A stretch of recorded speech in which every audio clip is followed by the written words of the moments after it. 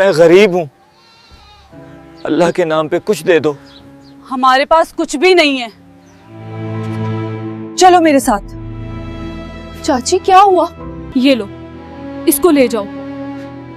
चाची ये आप क्या कह रहे हैं? खुदा के लिए ऐसा ना करें। तुम फिक्र मत करो, चलो मेरे साथ, मैं तुम्हें खुश रखूंगा। एक गांव में जैनब नाम की एक लड़की रहती थी। उसकी उम्र 18 साल थी। जैनब एक यतीम लड़की थी। उसके माँ बाप इस दुनिया में नहीं रहे थे। उनके जाने के बाद उसके पास रहने के लिए कोई अपना घर नहीं बचा था। मजबूर होकर वह अपने चाचा अकरम के घर आ गई, जहां उसे सिर्फ एक छत तो मिल गई मगर अपनापन नहीं। अकरम की उम्र तकरीबन 40 साल थी और वह गांव के चौक में एक छोटी सी किराने की दुकान चलाता था। घर में उसकी बीवी शकीला बेगम भी थी और उनकी एक बेटी आयशा, जो उम्र में जैनब जितनी ही थी। एक ही घर में रहते हुए भी जैनब की जिंदगी बिल्कुल अलग थी। आयशा उस घर की बेटी थी और जैनब उसी घर में रहते हुए भी एक नौकरानी से ज्यादा कुछ नहीं थी। सुबह होती तो शकीला बेगम की तेज आवाज पूरे घर में गूंज उठती। जैनब, अभी तक सो रही हो? नवाबों की तरह पड़ी रहोगी क्या? उठो और काम करो। जैनब घबराकर फौरन उठ जाती। आंखों में नींद और दिल में खौफ लिए वह चुपचाप दुपट्टा संभालती और काम में लग जाती। सहन में झाड़ू देती, बर्तन मांजती, पानी भरती और एक लम्हे के लिए भी उसके हाथ नहीं रुकते। उधर आयशा आराम से चारपाई पर बैठी मोबाइल में मशगूल रहती, कभी हंसती, कभी वीडियो देखती और बीच बीच में हुक्म चलाती। जैनब, पानी ले आओ, मेरे कपड़े इस्त्री करो, जूते भी साफ करना। जैनब हर बार आहिस्ता से जी कहकर सब कुछ करती जाती। न कोई शिकायत, न कोई जवाब। शकीला बेगम दूर से उसे घूरती रहती और सख्त लहजे में कहती, काम ठीक से करना वरना आज खाना नहीं मिलेगा। ये सुनकर जैनब के हाथ और तेज चलने लगते। भूख पहले ही उसे कमजोर कर रही होती और ऊपर से डर उसके दिल को जकड़े रखता। सारा दिन वह यूं ही काम में लगी रहती। न आराम मिलता, न प्यार, बस हुक्म, डांट और खामोशी उसकी जिंदगी बन चुकी थी। शाम ढल रही थी। जैनब सहन में झुकी हुई काम कर रही थी। हाथ थकान से बोझिल थे मगर वह रुकी नहीं। इतने में दरवाजा खुला। अकरम घर वापस आया। दिन भर की मेहनत उसके चेहरे से जाहिर थी। जैनब ने उसे देखा तो फौरन सर झुका लिया और एक तरफ हो गई। अकरम की नजर एक लम्हे के लिए जैनब पर ठहरी। उसके दिल में हमदर्दी आई मगर वह कुछ कह न सका, क्योंकि वह जानता था कि उसकी बीवी शकीला बेगम बहुत तेज और चालाक औरत है। उसके सामने वह कभी खुलकर बात नहीं कर पाता। उसी लम्हे शकीला बेगम तेज कदमों से सामने आ गई। आ गए आप, अपनी लाडली को भी देख लें, वह गुस्से से बोली। सारा दिन सुस्ती करती है, काम कुछ नहीं होता इससे। जैनब खामोश खड़ी रही, सर झुकाए। अकरम ने हल्की आवाज में कहा, काम तो करती है। मगर शकीला बेगम फौरन भड़क गई। आपको तो बस इसकी तरफदारी करनी है, हम इसे मुफ्त में पाल रहे हैं क्या? अकरम फौरन खामोश हो गया। वह अपनी बीवी के आगे बेबस था। न वह बहस कर सकता था, न आवाज उठा सकता था। उसने एक नजर जैनब पर डाली मगर कुछ न कहा और खामोशी से अंदर चला गया। जैनब वहीं खड़ी रह गई, खामोश, अकेली और बिल्कुल बेसहारा। रात हो चुकी थी। घर में सब अपने कमरों में सो चुके थे। जैनब आहिस्ता से सहन के कोने में पड़ी अपनी टूटी सी चारपाई पर आकर लेट गई। पेट खाली था और दिल भरा हुआ। उसने आंखें बंद की मगर नींद नहीं आई। खामोशी में उसके आंसू बहते रहे। सुबह हुई तो अकरम काम के लिए निकल गया। जैनब खामोशी से एक तरफ खड़ी थी। जैसे ही दरवाजा बंद हुआ, शकीला बेगम का लहजा बदल गया। अब खड़ी क्या हो, जाओ अपना काम करो। जैनब डर कर फौरन काम में लग गई। इतने में दरवाजे पर दस्तक हुई। अल्लाह के नाम पर कुछ दे दो। शकीला बेगम तेज कदमों से दरवाजे की तरफ बढ़ी और दरवाजा खोल दिया। दरवाजा खुला तो बाहर एक नौजवान फकीर खड़ा था, फटे पुराने कपड़े मगर नजरें सीधी। वह आहिस्ता से बोला, अल्लाह के नाम पर कुछ दे दो। शकीला बेगम ने सर्द नजरों से उसे देखा। हमारे पास कुछ नहीं है। वह मुड़ने ही लगी थी कि उसकी नजर जैनब पर पड़ी, जो खामोशी से एक तरफ खड़ी थी। उसी वक्त आयशा भी पास आ गई और हल्की सी मुस्कुराहट के साथ बोली, अम्मी, बिल्कुल ठीक कह रही हैं आप। शकीला बेगम के चेहरे पर सख्ती आ गई। वह फकीर की तरफ मुड़ी और बेरहमी से बोली, अगर लेना ही है तो इसे ले जाओ। जैनब जैसे सुनकर साकित रह गई। चाची, ये आप क्या कह रही हैं? उसकी आवाज कांप रही थी। वह रोते हुए आगे बढ़ी। खुदा के लिए मेरे साथ ऐसा ना करें। जैनब की आंखों से आंसू बहने लगे मगर शकीला बेगम ने उसकी एक न सुनी। उसने जैनब का हाथ पकड़ा और जबरदस्ती उसे फकीर के हवाले कर दिया। दरवाजा जोर से बंद हो गया और जैनब रोती हुई एक अजनबी के साथ अकेली रह गई। जैनब दरवाजे के बाहर खड़ी रो रही थी, आंखों से आंसू मुसलसल बह रहे थे। फकीर ने आहिस्ता से उसकी तरफ देखा और नरम लहजे में बोला, आप फिक्र ना करें, मैं आपके साथ हूं, घबराने की जरूरत नहीं है। जैनब ने नम आंखों से उसकी तरफ देखा मगर कुछ न बोली। वह आहिस्ता आहिस्ता उसके साथ चलने लगी। गांव पीछे रह गया, रास्ता बदलता गया। कुछ देर बाद वह एक खूबसूरत बड़े से बंगले के सामने रुक गए। जैनब हैरान हो गई। उसने चौंक कर उस लड़के की तरफ देखा मगर वह खामोशी से दरवाजा खोलकर अंदर चला गया। जैनब भी आहिस्ता से उसके पीछे अंदर दाखिल हो गई। अंदर सब कुछ साफ, पुरसुकून और खूबसूरत था। वह अभी हैरानी में ही खड़ी थी कि अंदर से एक बूढ़ी औरत बाहर आई। उसने पहले जैनब को देखा, फिर अपने बेटे की तरफ। ये कौन है बेटा? जैनब खामोश खड़ी सब देख रही थी। उसके दिल में एक ही सवाल था, ये सब क्या है? एक फकीर और इतना बड़ा घर? वह हैरानी और खौफ के दरमियान खड़ी रह गई। बूढ़ी माँ ने हैरानी से पूछा, ये कौन है बेटा? फकीर एक लम्हा खामोश रहा। उसने जैनब की तरफ देखा, फिर आहिस्ता से बोला, अम्मी, ये यतीम है, इसका कोई सहारा नहीं, इसीलिए मैं इसे यहाँ ले आया हूँ। इतना कहकर वह खामोशी से मुड़ा और बंगले से बाहर चला गया। सफिया बेगम कुछ लम्हे वहीं खड़ी रहीं, फिर उनके चेहरे पर नरमी आ गई। उन्होंने जैनब की तरफ देखा और आहिस्ता से कहा, आओ बेटी, अंदर आ जाओ। जैनब खामोशी से उनके साथ अंदर चली गई। वह उसे एक कमरे में ले गई और थोड़ी देर बाद खाना लाकर उसके सामने रख दिया। पहले खाना खा लो बेटी। जैनब ने आहिस्ता आहिस्ता खाना शुरू किया, जैसे कई दिनों बाद उसे सुकून मिला हो। खाने के बाद सफिया बेगम उसके पास बैठ गई। नरमी से बोली, बेटा, ये घर तुम्हारा ही है, अब तुम यहीं रहो। जैनब ने हैरानी से इधर उधर देखा। उसके दिल में एक ही सवाल था, एक फकीर और इतना बड़ा घर। वह कुछ समझ न सकी, बस खामोश बैठी रह गई। शाम ढल चुकी थी। अकरम घर में दाखिल हुआ। उसने इधर उधर नजर दौड़ाई मगर जैनब नजर न आई। वह रुक कर बोला, जैनब कहाँ है? शकीला बेगम ने बेपरवाही से जवाब दिया, मैंने उसे भेज दिया है। अकरम चौंक गया। कहाँ भेज दिया? वह सर्द लहजे में बोली, एक फकीर आया था, उसी के साथ। अकरम के चेहरे का रंग बदल गया। आपने ये क्या कर दिया? वह अकेली लड़की थी। शकीला बेगम ने सख्ती से कहा, मुझे सब मालूम है क्या करना है। फिर आयशा की तरफ देखकर बोली, मेरे लिए मेरी अपनी बेटी काफी है। अकरम कुछ लम्हे खामोश खड़ा रहा। वह कुछ कहना चाहता था मगर कह न सका। उसके चेहरे पर बेबसी और परेशानी साफ नजर आ रही थी। दूसरी तरफ रात हो चुकी थी। बंगले में खामोशी फैली हुई थी। सफिया बेगम ने नरमी से कहा, बेटा, तुम आराम करो। वह जैनब को साथ लेकर एक कमरे में गई।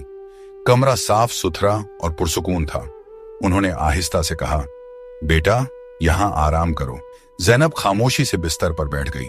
सफिया बेगम दरवाजा हल्के से बंद करके चली गई। कमरे में खामोशी छा गई। जैनब इधर उधर देखती रही। उसके जहन में एक ही बात घूम रही थी, इतना बड़ा घर और वह फकीर, यह सब क्या है? वह कुछ समझ न सकी। आहिस्ता आहिस्ता उसकी आंखें बंद होने लगीं और वह वहीं सो गई। जब सुबह हुई तो सफिया बेगम कमरे में आई।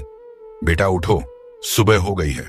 जैनब उठकर बाहर आई और सहन में जाकर बैठ गई। कुछ देर बाद सफिया बेगम नाश्ता लेकर आई। ये लो बेटा, नाश्ता कर लो। जैनब खामोशी से नाश्ता करने लगी। नाश्ते के बाद जैनब ने हिम्मत करके पूछा, अम्मा, मुझे कुछ समझ नहीं आ रहा, वो फकीर कौन है और ये बंगला? सफिया बेगम कुछ लम्हे खामोश रहीं, फिर आहिस्ता से बोली, बेटा, मैं भी सब कुछ नहीं जानती। वह एक लम्हा रुकी। वह बस अपना काम करता है, ज्यादा बातें नहीं बताता। उन्होंने नरमी से जैनब की तरफ देखा। तुम फिक्र न करो, वक्त के साथ सब समझ आ जाएगा। जैनब खामोश हो गई मगर उसके दिल में सवाल अब भी बाकी थे। जैनब आहिस्ता आहिस्ता उस घर के कामों में लग गई। वह अक्सर सफिया बेगम से कहती, अम्मा, आप आराम करें, मैं कर लेती हूँ, और फिर खामोशी से काम में मशगूल हो जाती। सफिया बेगम उसे देखती रहती। उनके चेहरे पर नरमी आ जाती मगर जैनब के दिल में सुकून के साथ एक उलझन भी थी। वह जब भी इस बड़े से बंगले को देखती, उसके जहन में वही सवाल उभरता, वह फकीर कौन था और ये सब क्या है? वह कई बार कुछ पूछने का सोचती मगर फिर खुद ही खामोश हो जाती, और इसी खामोशी के साथ वह आहिस्ता आहिस्ता इस नई जिंदगी का हिस्सा बनती गई। दूसरी तरफ घर में आहिस्ता आहिस्ता बातें शुरू होने लगी। शकीला बेगम ने एक दिन कहा, अब आयशा बड़ी हो गई है, उसकी शादी कर देनी चाहिए। अकरम खामोशी से सुनता रहा, फिर आहिस्ता से बोला, अगर कोई अच्छा रिश्ता मिल जाए तो ठीक है। आयशा एक तरफ बैठी थी। उसके चेहरे पर हल्की सी खुशी नजर आ रही थी। चंद ही दिनों बाद पड़ोस से एक रिश्ता आ गया। शकीला बेगम ने जल्दी से हाँ कर दी और घर में शादी की तैयारियां शुरू हो गईं। चंद दिन बाद आयशा की शादी हो गई। घर में सादा सी तैयारी हुई। चंद करीबी लोग जमा हुए और खामोशी से ये रस्म मुकम्मल हो गई। रुखसती का वक्त आया। आयशा की आंखों में आंसू थे। वह एक लम्हे के लिए रुकी, फिर आहिस्ता से अपने घर को देखा और खामोशी से रुखसत हो गई। वह अपने ससुराल चली गई। जिस लड़के से उसकी शादी हुई उसका नाम इमरान था। बज़ाहिर वह ठीक लगता था, नरम लहजा, सीधा सा अंदाज, मगर हकीकत में वह एक लापरवाह और आवारा मिजाज लड़का था और ये बात अभी किसी को मालूम नहीं थी। शादी के कुछ दिन गुजर गए। शुरू में सब ठीक था। आयशा आहिस्ता आहिस्ता अपने नए घर में रहने लगी। घर में इमरान, उसकी माँ रुकैया बेगम और ससुर हाजी सलीम थे, मगर वक्त के साथ रवैये बदलने लगे। रुकैया बेगम अब आयशा को गौर से देखती, फिर एक ठंडी सांस लेकर कहती, तुम्हें घर का काम भी ठीक से नहीं आता। कभी रोटी देखकर कह देती, ये भी कोई पकाने का तरीका है, और कभी धीरे से ये जुमला कह देती, लगता है तुम्हें किसी ने कुछ सिखाया ही नहीं। उनके अल्फाज ज्यादा नहीं होते थे, मगर दिल पर असर छोड़ जाते थे। उधर इमरान भी बदलने लगा था। वह अक्सर देर से घर आता और आते ही खामोशी इख्तियार कर लेता। आयशा से बात करना जैसे उसके लिए जरूरी ही न रहा हो। घर में होते हुए भी एक फासले का एहसास रहता। आयशा सब कुछ खामोशी से सहती रही और दिल ही दिल में यही सोचती रही कि शायद वक्त के साथ सब ठीक हो जाए। दूसरी तरफ कुछ महीने गुजर गए।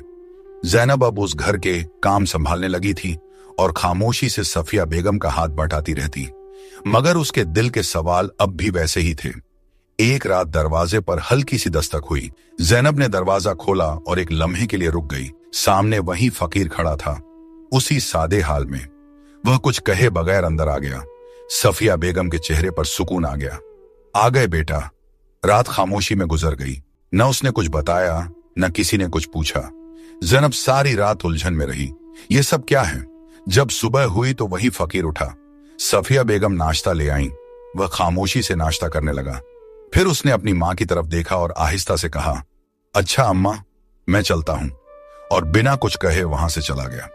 जैनब दरवाजे पर खड़ी उसे जाता देखती रही। उसके दिल के सवाल अब और भी बढ़ गए थे कि आखिरकार ये फकीर कौन है। जैनब आहिस्ता आहिस्ता अंदर आई। उसके चेहरे पर उलझन साफ नजर आ रही थी। वह सफिया बेगम के पास आकर रुक गई और हिचकिचाते हुए बोली, अम्मा, ये कौन है? सफिया बेगम ने एक लम्हा उसे देखा, फिर नरमी से बोली, बेटा, हर बात का एक वक्त होता है। वह थोड़ी देर रुकी। जब वक्त आएगा तुम्हें सब खुद समझ आ जाएगा। अभी परेशान होने की जरूरत नहीं है। जैनब खामोश हो गई, मगर उसके दिल को तसल्ली न मिली। वह कुछ समझ न सकी। ये सब क्या है? वह फकीर कौन है? ये सवाल उसके दिल में वैसे ही रह गए। दूसरी तरफ वक्त के साथ आयशा के लिए हालात बदलने लगे। रुकैया बेगम का रवैया सख्त हो गया और इमरान भी बात बात पर नाराज रहने लगा। घर का माहौल बोझिल हो गया था। आयशा खामोशी से सब सहती रही। एक दिन खाने में नमक कुछ ज्यादा हो गया। बात छोटी सी थी, मगर वहीं खत्म न हुई। रुकैया बेगम ने सख्त लहजे में आयशा को टोक दिया। आयशा घबरा गई। वह आहिस्ता से कुछ कहने लगी, मगर बात बढ़ती चली गई। उसी दौरान इमरान घर आ गया। उसने आते ही बात सुनी और बिना कुछ समझे आयशा पर गुस्सा हो गया। आयशा अपनी सफाई देना चाहती थी, मगर उसने एक न सुनी। गुस्सा उसके काबू में न रहा और उसी गुस्से में उसने आयशा को तलाक दे दी। एक लम्हे में सब कुछ खत्म हो गया। आयशा साखित खड़ी रह गई। आंखों में आंसू थे, मगर अब कुछ बाकी नहीं था। इमरान ने धक्का देकर आयशा को घर से बाहर निकाल दिया। दरवाजा उसके पीछे बंद हो गया। आयशा कुछ लम्हे वहीं खड़ी रह गई। आंखों से आंसू बह रहे थे, मगर अब उसके पास वापस जाने का कोई रास्ता नहीं था। वह आहिस्ता आहिस्ता अपने घर की तरफ चल पड़ी। कुछ देर बाद वह अपने घर पहुंच गई। दरवाजा खुला। शकीला बेगम की नजर उस पर पड़ी तो वह घबरा गई। क्या हुआ? आयशा की आवाज भर आई, अम्मी, मुझे तलाक हो गई। ये सुनते ही शकीला बेगम साखित रह गई। उनकी आंखों में आंसू आ गए। घर में खामोशी छा गई। शाम को जब अकरम घर आया, उसने आयशा को इस हाल में देखा तो परेशान हो गया। बेटी, क्या हुआ? आयशा ने रोते हुए सब कुछ बता दिया। अकरम खामोश हो गया। उसके चेहरे पर फिक्र और बेबसी साफ नजर आ रही थी। उधर शकीला बेगम एक तरफ बैठी थी। उनके दिल में पहली बार पछतावे की चुभन महसूस होने लगी। जब सुबह हुई तो घर का माहौल बोझिल था। अकरम सबसे ज्यादा परेशान था। वह इस सदमे को बर्दाश्त न कर सका। खामोश बैठा था कि अचानक उसने अपने सीने पर हाथ रखा और दर्द से तड़प उठा। आयशा और शकीला बेगम घबराकर उसकी तरफ भागी, मगर वह कुछ न बोल सका। चंद ही लम्हों में वह इस दुनिया से चला गया। आयशा और शकीला बेगम उसे पकड़कर रोती रह गईं। घर में कोहराम मच गया। शोर सुनते ही गांव वाले अकरम के घर में जमा होने लगे। देखते ही देखते घर लोगों से भर गया। हर तरफ खामोशी और अफसोस की फजा थी। लोग आहिस्ता आहिस्ता उसके पास आते और दुआओं में लग जाते। कुछ देर बाद अकरम को सुपुर्द एक खाक कर दिया गया। घर एकदम सुनसान हो गया। चंद दिन गुजर गए। अकरम के जाने के बाद घर में कोई कमाने वाला न रहा। मजबूरी में दुकान भी बेच दी गई।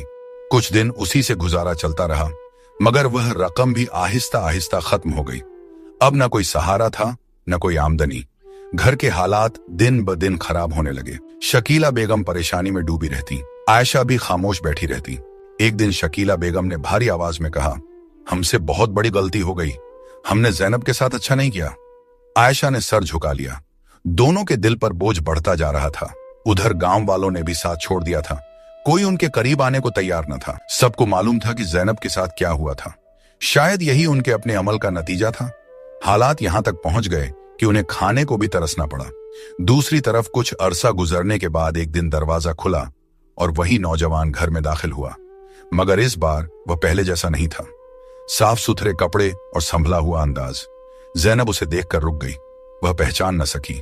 इतने में सफिया बेगम आगे बढ़ी। आ गए बेटा? वह हल्के से मुस्कुराया। जी अम्मा, आ गया। जैनब की हैरानी और बढ़ गई। वह आहिस्ता से बोली, आप तो फकीर थे, ये सब क्या है? वह चंद लम्हे खामोश रहा, फिर बैठ गया। आओ बैठो, मैं सब बताता हूं। जैनब उसके सामने बैठ गई। वह धीरे से बोला, आज तक मैंने ये बात किसी को नहीं बताई, लेकिन आज तुम्हें बता रहा हूं, मगर ये बात तुमने किसी को नहीं बतानी। जैनब ने सर हिला दिया। फिर उसने कहा, मेरा नाम शहजाद है। वह एक लम्हा रुका, और मैं खुफिया इदारे ISI का अफसर हूं। जैनब हैरानी से उसे देखती रह गई। वह आगे बोला, मैं एक मिशन पर था जिसके लिए मुझे फकीर का रूप इख्तियार करना पड़ा। कई महीनों से इसी काम में था और अब मेरा मिशन मुकम्मल हो चुका है। फिर उसने संजीदगी से कहा, लोगों की नजर में मैं फकीर था, मगर हकीकत कुछ और है। वह चंद लम्हे जैनब को देखता रहा, फिर आहिस्ता से बोला, मैं तुम्हें यहां यूं ही नहीं लाया था। जैनब खामोश रही। मैं चाहता हूं कि अब हम अपनी नई जिंदगी शुरू करें।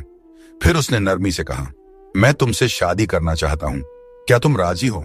जैनब ने कुछ न कहा, बस हल्की सी मुस्कुराहट उसके लबों पर आ गई और उसी मुस्कुराहट में उसकी रजा शामिल थी। चंद दिनों बाद उनकी शादी धूमधाम से हुई। घर में रोशनियों की बहार थी। रिश्तेदार और मेहमान खुशी में शरीक थे। जैनब के चेहरे पर सुकून और खुशी साफ नजर आ रही थी। वह बार बार दिल ही दिल में शुक्र अदा करती। शहजाद भी उसका हर तरह ख्याल रखता। वक्त गुजरता गया और दोनों खुशी से जिंदगी गुजारने लगे। एक दिन शहजाद ने मुस्कुराकर कहा, चलो आज शहर घूमने चलते हैं। जैनब ने हल्की सी मुस्कुराहट के साथ हाँ कर दी। दोनों गाड़ी में बैठे और शहर की तरफ निकल गए। रास्ते भर जैनब बाहर देखती रही, जैसे नई जिंदगी को महसूस कर रही हो। कुछ देर बाद शहजाद ने गाड़ी एक जगह रोकी। चलो यहां कुछ खा लेते हैं। दोनों गाड़ी से उतरे। जैसे ही आगे बढ़े जैनब के कदम अचानक रुक गए। उसकी नजर सामने पड़ी। फुटपाथ के किनारे दो औरतें बैठी थीं, पुराने कपड़े और हाथ में कटोरा। वह भीख मांग रही थीं। जैनब की सांस रुक सी गई। वह पहचान चुकी थी। वह उसकी चाची और आयशा थीं। वह आहिस्ता आहिस्ता उनकी तरफ बढ़ी, आंखों में हैरानी और दिल में बेशुमार सवाल। चाची, आप यहां? शकीला बेगम ने सर उठाया। पहले तो वह पहचान न सकी, फिर जैसे ही नजर ठहरी वह चौंक गई। जैनब, तुम? उनकी आवाज कांप गई। तुम जिंदा हो? जैनब ने पुरसुकून लहजे में कहा। जी मैं जैनब ही हूं। फिर उसने शहजाद की तरफ इशारा किया, और जिसके हवाले आपने मुझे किया था वो यही है। ये सुनते ही शकीला बेगम की आंखों में आंसू आ गए। वह कांपती हुई आवाज में बोली, बेटा हमें माफ कर दो, हमसे बहुत बड़ी गलती हो गई। आयशा भी सर झुकाए बैठी थी। जैनब कुछ लम्हे खामोश रही, फिर आहिस्ता से बोली, आप माफी के काबिल तो नहीं थी, मगर अल्लाह की रजा के लिए मैं आपको माफ करती हूँ। उसने चंद नोट निकाले और उनके कटोरे में रख दिए, फिर खामोशी से मुड़ गई। शहजाद उसके साथ था। दोनों आगे बढ़े और एक रेस्टोरेंट में दाखिल हो गए। टेबल पर बैठकर खाना मंगवाया। कुछ लम्हे खामोशी रही, फिर शहजाद ने आहिस्ता से पूछा, ये वही हैं? जैनब ने सर हिलाया। हाँ वही। शहजाद खामोश हो गया और जैनब ने एक गहरी सांस ली, जैसे माँ जी का बोझ वहीं छोड़ आई हो। और यूं उनकी जिंदगी एक नई रोशनी के साथ आगे बढ़ गई। इंसान जो दूसरों के साथ करता है वही एक दिन उसके सामने आता है, इसलिए हमेशा रहम और अच्छाई का रास्ता इख्तियार करें। अगर आपको यह कहानी पसंद आई हो तो चैनल को सब्सक्राइब करें। फिर मिलते हैं अगली कहानी में।